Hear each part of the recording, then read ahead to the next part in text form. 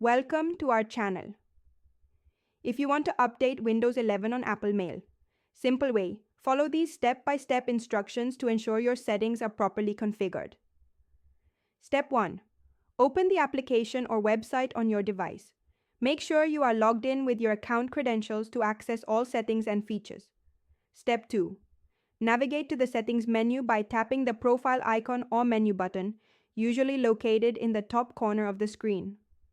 Step 3. Look for the relevant section in your settings menu. This may be under Privacy, Security, Preferences, or Account Settings, depending on the platform. Step 4. Find the specific option you need to modify. Read any available descriptions to understand what each setting controls before making changes. Step 5. Toggle the setting on or off, or select your preferred option from the available choices. Some settings may require additional confirmation. Step 6. Save your changes if prompted. Some platforms save automatically, while others require you to click a Save or Apply button. Step 7. Verify that your changes have taken effect by checking the setting status or testing the functionality you just modified. Step 8.